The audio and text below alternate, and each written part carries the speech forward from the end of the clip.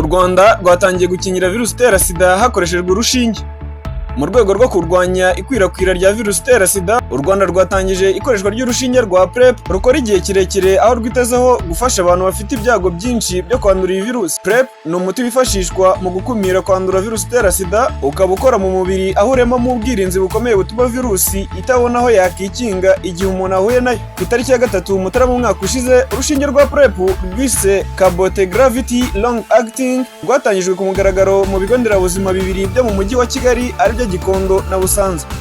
Uyu mushinga uri mu cyiciro cyo kugerageza, kandi bikaba biteganyijwe ko ushizwe mu bikorwa neza hashobora gukorwa gahunda yo kurukwirakwiza mu gihugu hose. Dr. Bazili Kuzo, umuyobozi w'ishami ryo gukumira sida mu kigo cy'igihugu gishinzwe ubuzima RBC, yasobanuye ko uru rushinge rutangwa rimwe mu mezi 2. Ibi bikagabanya imbogamizi zaterwaga no gufata ibinini buri munsi, bityo bigafasha mu kongera imikoreshereze no korohereza ababikeneye. Iki gikorwa kikaba kigamije gufasha abantu bafite ibyago byinshi byo kwandura, barimo abakora uburaya, abaryamana bahuje ibitsina, abafite abo babana bafite ubwandu bwa sida, hamwe n'abangavu b'abakobwa bakiri bato.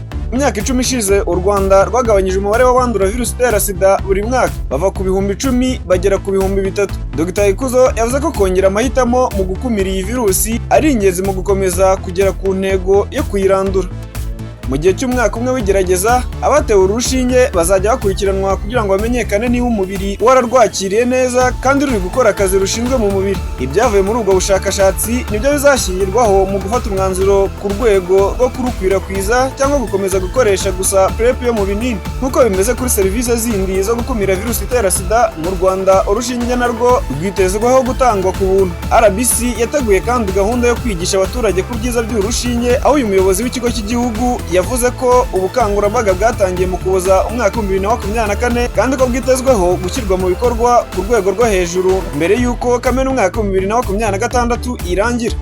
U Rwanda rwamaze kugera ku ntego ya 95 yashyizweho, aho igamije ko 95% by'abanduye bamenya ko banduye, 95% byabo kandi bakabasha kwivuza, ni mu gihe 95% bafata imiti igabanya ubukana. Iki gikorwa gisha ni indi ntambwe ifasha igihugu mu rugendo rwo guhasha virusi itera sida burundu.